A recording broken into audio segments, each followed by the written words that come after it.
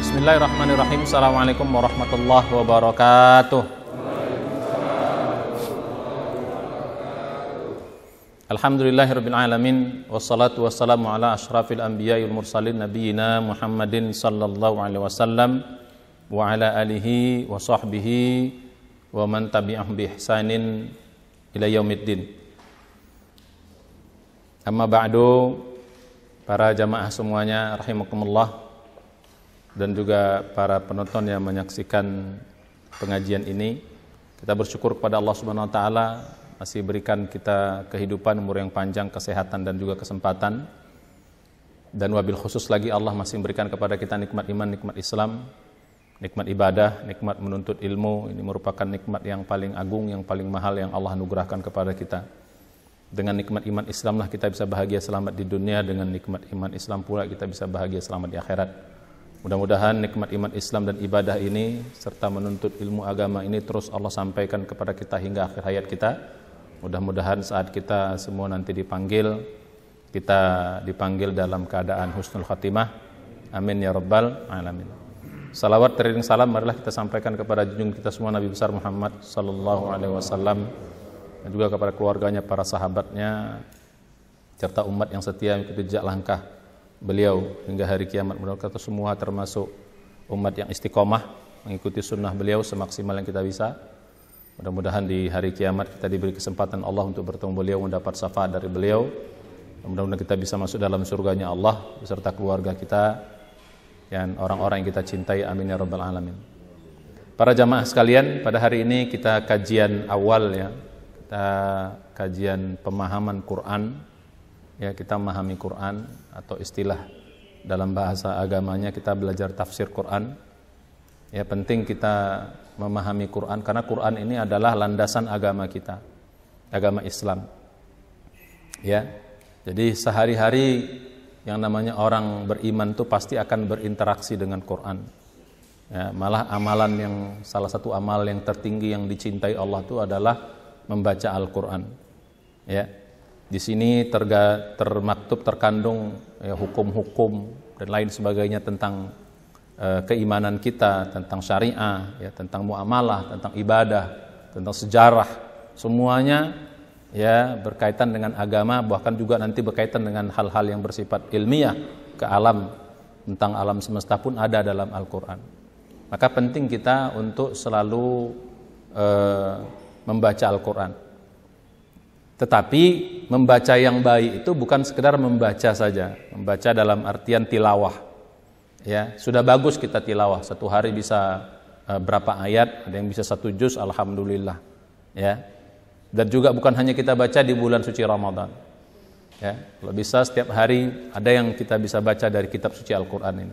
Tapi membaca yang terbaik itu bukan sekedar membaca, tapi penuh dengan pemahaman. Ya, kita pahami. Ya. Jadi gitu, karena perintah Allah juga dalam Al-Qur'an supaya kita mempelajari Al-Qur'an ini, mentadaburi isinya. Dalam surah An-Nisa Allah mengatakan afala yatadabbaruna al-Qur'an. Apakah kalian tidak mau mentadaburkan Quran? Walau kana min indi ghairillah lawajadu fihi ikhtilafan katsira. Kalau seandainya Quran ini datang dari selain Allah, pasti banyak sekali perselisihan di dalamnya, banyak sekali pertentangan di dalamnya. Jadi kita disuruh tadabbur. Jadi gitu. Bahkan dikatakan Quran ini Quran ayat yang penuh dengan mubarak. Mubarak itu penuh dengan berkah, penuh dengan kebaikan. Malah kita disuruh mentadabburinya. Ya, disuruh kita mentadabburi Al-Qur'an ini. Supaya apa? Supaya kita bisa mendapat hikmahnya, mendapat pelajarannya. Ya, jadi gitu. Nah, pada kesempatan kali ini kita lebih mendalami Al-Qur'an. Sebenarnya dalam terjemahan bisa juga kita pahami. Tapi kok terjemahan itu kurang mewakili gitu loh. Ya, memang sudah bisa makna umumnya. Tapi keindahan Al-Quran, kehebatan Al-Quran, mukjizat Al-Quran itu nggak nampak di dalam terjemah gitu loh, nggak nampak dia. Ya, jadi gitu. Jadi memang ya alhamdulillah sebagai bentuk awal pemahaman sudah bagus. Tapi untuk saya bilang tadi kekuatannya, kehebatannya, mukjizat dari Al-Quran itu nggak akan terasa kalau kita baca terjemah. Tapi kalau kita faham dari bahasa aslinya, Ya. Nah, itu akan kita belajar dalam tafsir ini nanti. Itu kita lebih ada rasa apa namanya?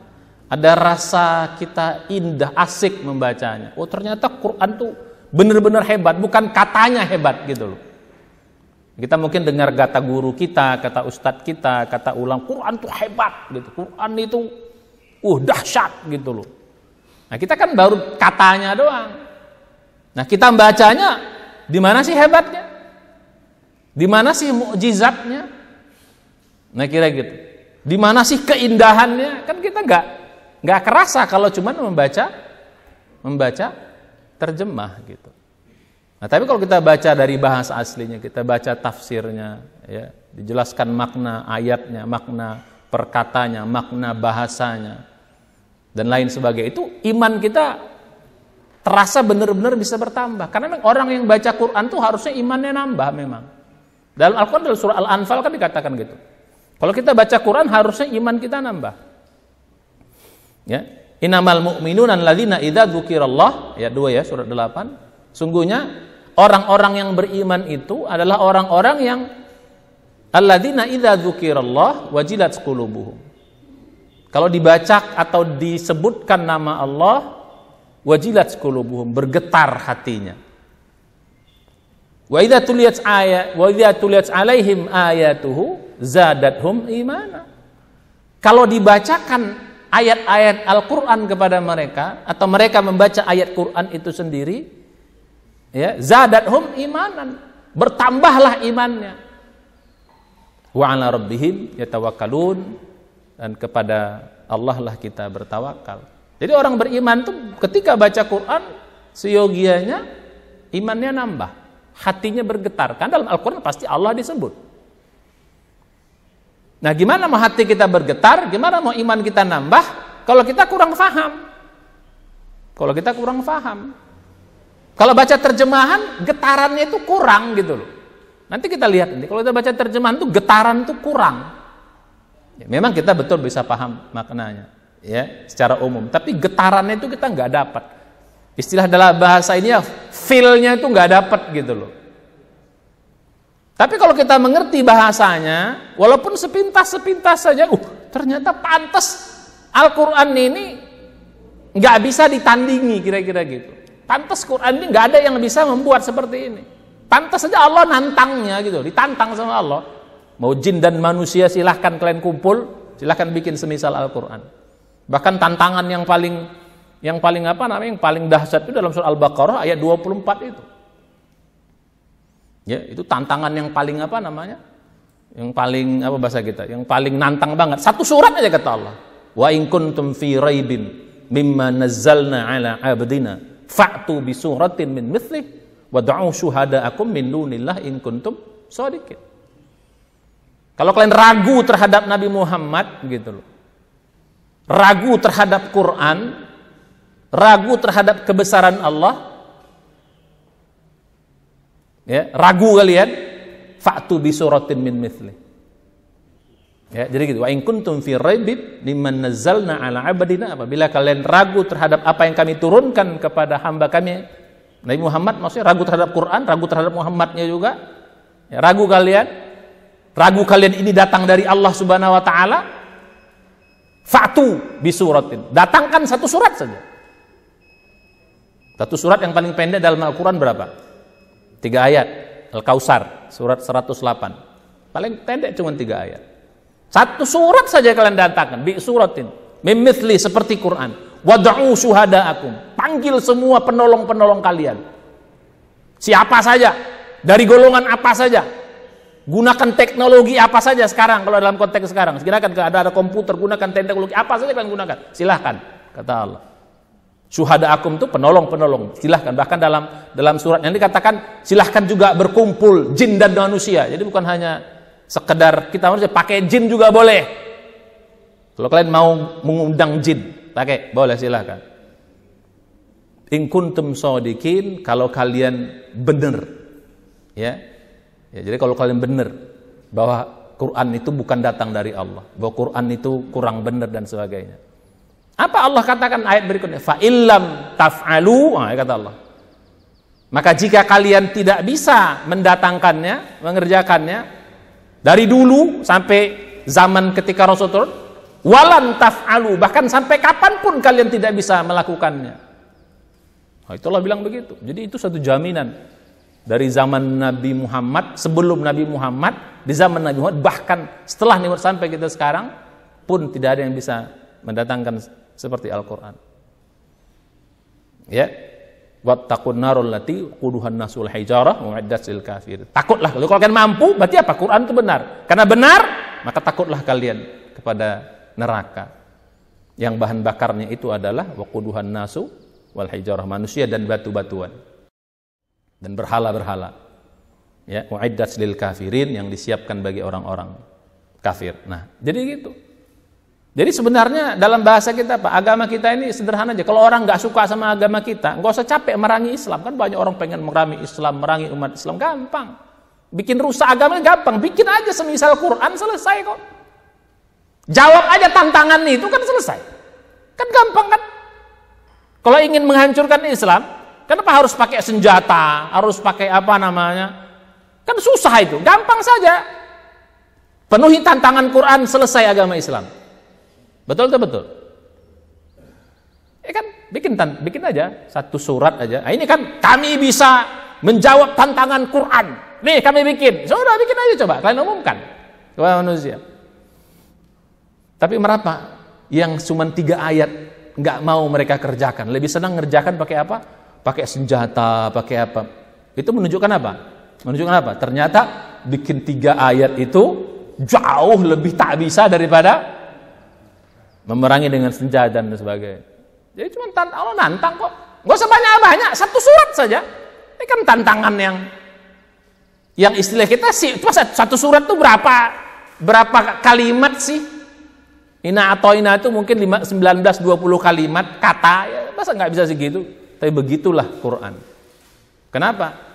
Ya, keindahan bahasanya, keindahan maknanya, kebenaran maknanya, kesesuaiannya dengan fakta, kesesuaian dengan apa fenomena alam, sejarah dan sebagainya, itu yang tidak bisa ditiru oleh manusia. Jadi kalau kita mau tahu indahnya Quran itu, hebatnya Quran, mukjizatnya Quran, ya mesti ngerti bahasanya. Nanti kita bahas itu. Oh ternyata hebat Quran ini, pantas nggak bisa ditiru oleh manusia. Dan Quran ini merupakan apa? Mukjizat yang terbesar bagi Nabi Muhammad sallallahu alaihi wasallam. Kalau nabi-nabi lain tuh mukjizatnya hissiyah, bisa ditengok, bisa diindra. Nabi Musa membelah laut pakai tongkatnya. Tongkatnya bisa berubah menjadi ular. Ya, tangannya putih bersinar. Itu mukjizat Nabi Musa. Mukjizat Nabi Isa, ya, bisa menghidupkan orang mati atas izin Allah, bisa mengobati orang yang penyakit kusta, ya, atas izin Allah. Di mukjizat apa namanya? Kedokteran. Mukjizat Nabi yang lain juga gitu. Ya, mukjizat Nabi Ibrahim dibakar, enggak mempan atas izin Allah. Nah, mukjizat Nabi dulu itu sifatnya indrawi. Nah, sifatnya indrawi itu terbatas hanya pada saat itu. Setelah itu bisa jadi hanya cerita doang. Apalagi generasi berikutnya. Nah, coba misalnya kita dengar misalnya, ya di zaman Nabi Ibrahim kan kejadian itu, orang yang nengok itu aja yang tahu mukjizat itu. Oh, hebat gitu loh. Kan begitu. Itu pun beberapa tahun kemudian udah hilang dalam ingatan. Sesuatu yang indrawi kan cepat hilang.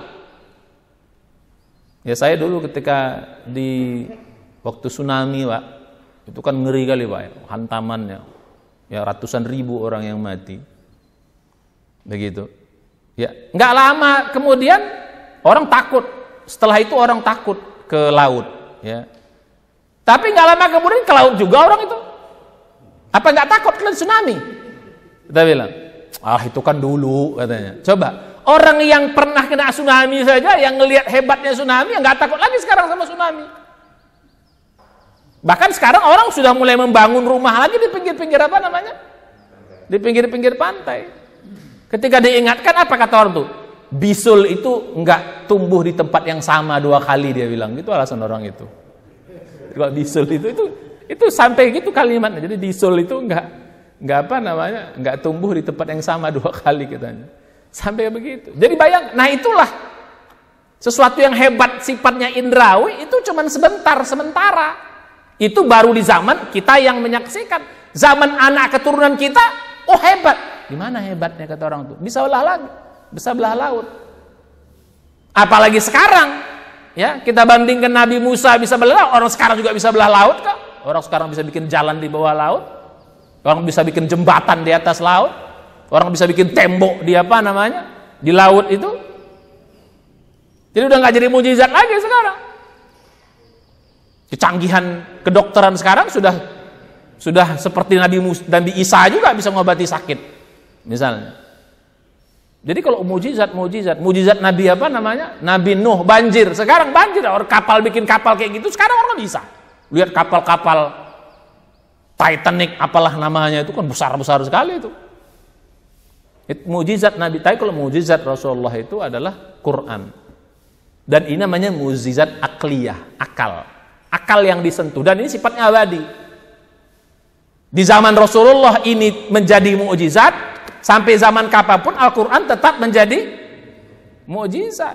Silahkan aja menjadi mukjizat terus. Sekarang kita kalau mau ngecek mukjizat Quran, anak-anak cucu kita bisa ngecek lagi. Quran tetap menjadi tantangan bagi siapapun sampai akhir zaman.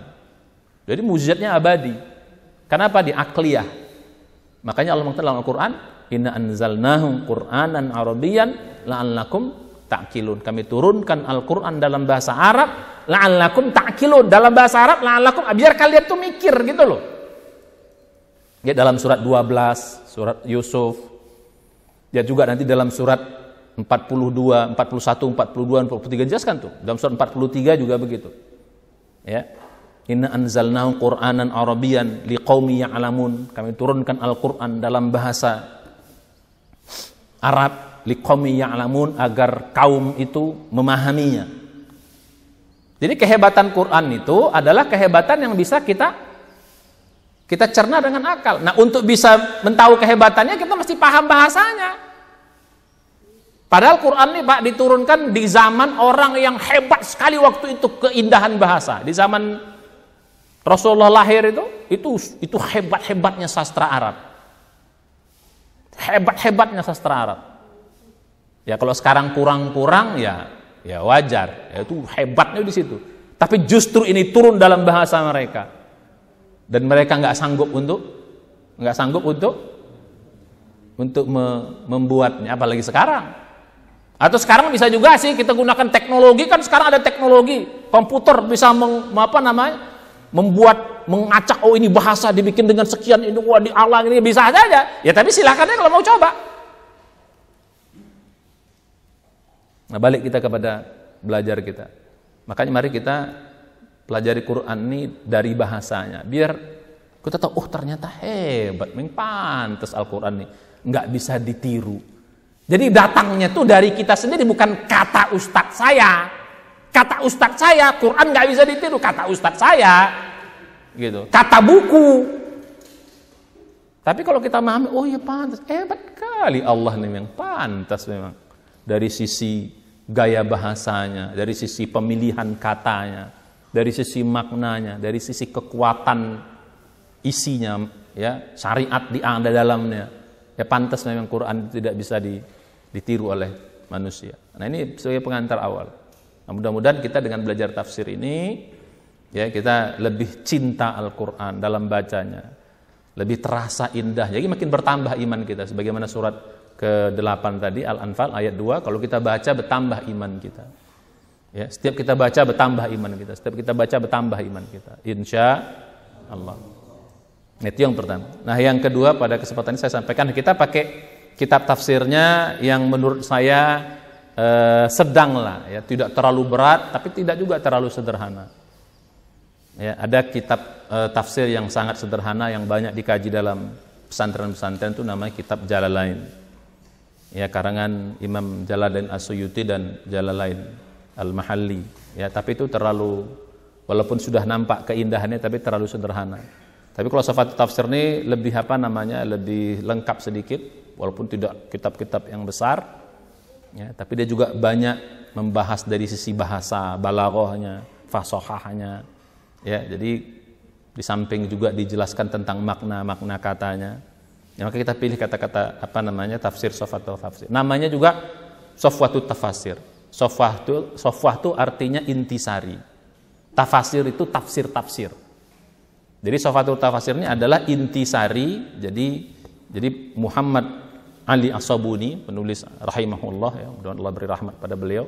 Syekh Muhammad Ali As-Sabuni ini mengarang ini, dia menggunakan kata-kata Sofwatul Tafasir. Sofwah itu artinya intisari dari tafsir. Jadi tafsir yang banyak itu dia ambil sarinya sama dia. Nah, dia sajikan sama kita. Nah, dia bilang dalam pembukaannya, mukaddimah dia bilang dia gunakan tafsir seperti ini karena dia tahu umat Islam ini punya waktu nggak banyak gitu. Ya, terlalu sibuk dengan urusan dunianya, nggak mungkin membaca karena kitab tafsir itu besar-besar, Pak. 20 jilid, ini 25 jilid, besar-besar, Pak, kitab tafsir itu. Mabok kita baca, apalagi bahasa Arab pula lagi kan. Gitu. Nah, dia sederhanakan, cuma 3 jilid. Ya, dia sederhanakan, dia ambil intisari. Ya, dia ambil intisarinya untuk memudahkan kita dalam belajar. Nanti kalau kita sudah belajar ini, harapannya kita bisa mengkaji, membaca kitab-kitab yang lebih besar. Ya, maka dinamanya sofwah. Sofwah itu artinya intisari. At-tafasir itu jamak dari tafsir. Jadi intisari dari tafsir-tafsir yang ada. Nah, dia bilang ini dia menyarikan dari berbagai macam buku tafsir. Contohnya misalnya tafsir At-Tabari dia bilang. Ya, jadi gitu. At-Tabari itu tafsir yang pertama dan yang paling istilah bahasa kita yang paling rujukan semua ahli tafsir itu adalah tafsir At-Tabari. Ya, jadi gitu. Dia lengkap dengan segala macam hadis-hadisnya. Ya, jadi gitu, sangat tebal. Kemudian ada tafsir Al-Kasyaf.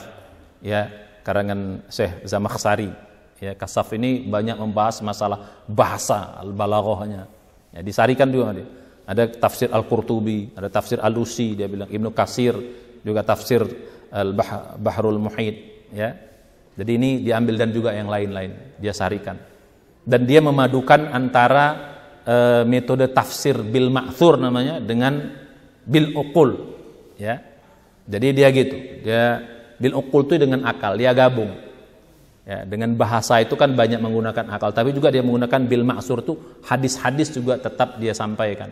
Tetap dia merujuk kepada kitab-kitab kitab-kitab tafsir yang berlandaskan hadis, namanya al-ma'thur. Al-ma'thur itu yang dijelaskan banyak hadis-hadisnya atau kaul para sahabat dan para tabi'in. Ya, jadi gitu. Jadi ini bahasa kita sari. Jadi kita dapat sarinya lumayan lah. Alhamdulillah. Ya, dapat sarinya.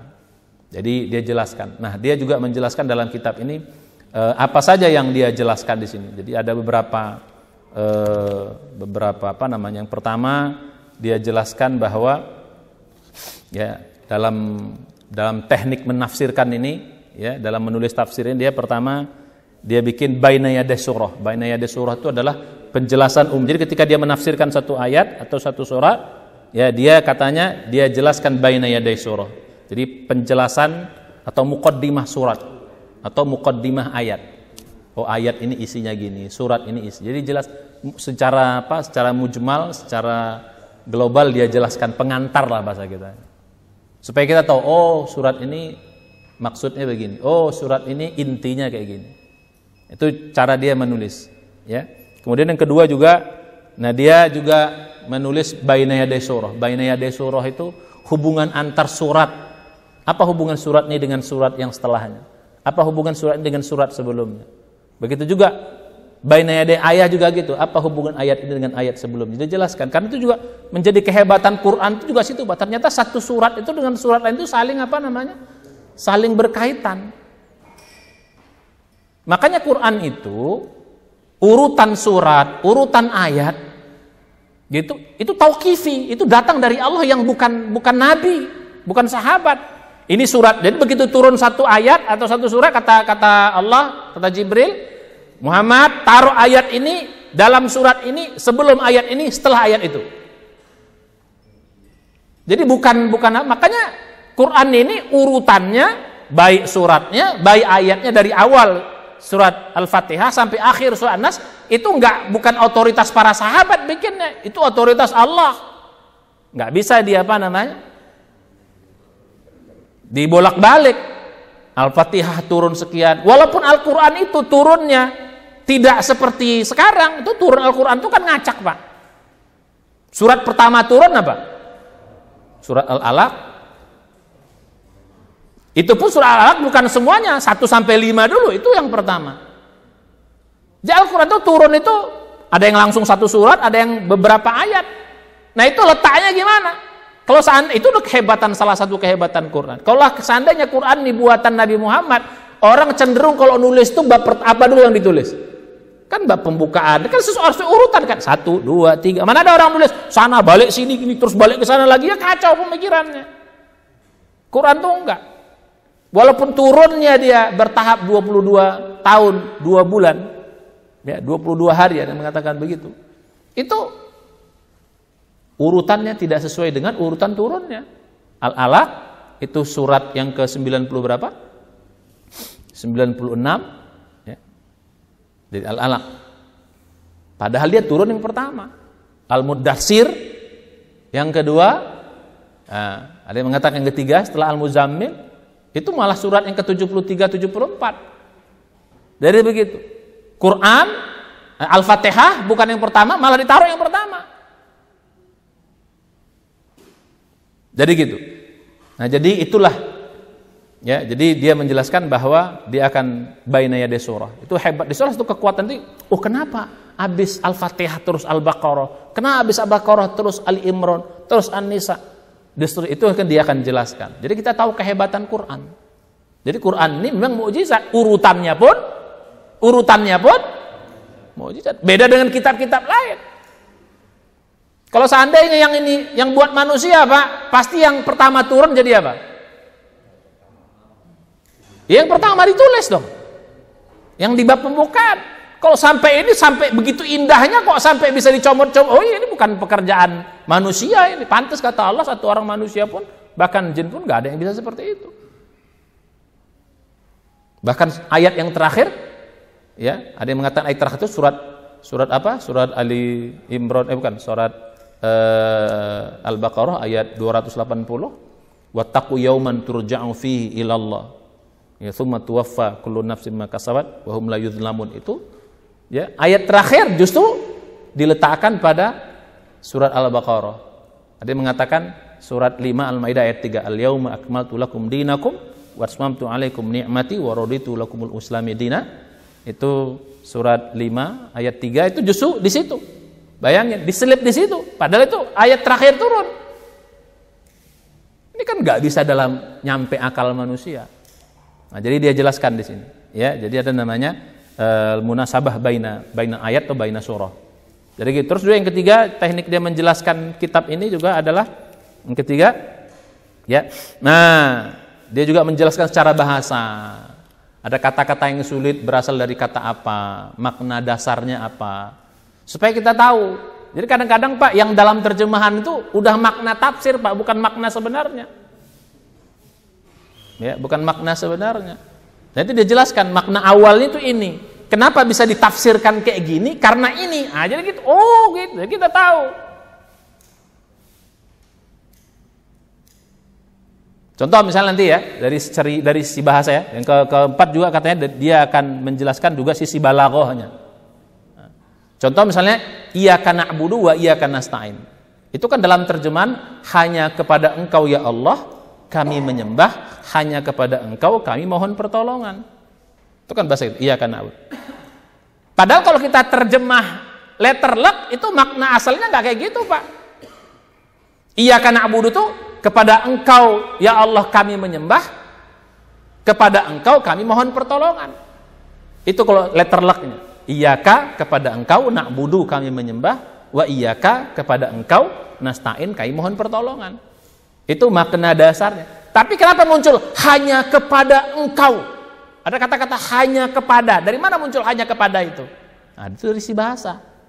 Hanya kepada Engkau kami menyembah. Hanya kepada itu enggak ada dalam kalimat tersirat di situ, enggak ada. Hanya kepada Engkau kami menyembah dan hanya kepada Engkau kami mempertolong. Jadi kata-kata hanya kepada itu di mana dapatnya? Nah, itu dari si balaghah nanti dia.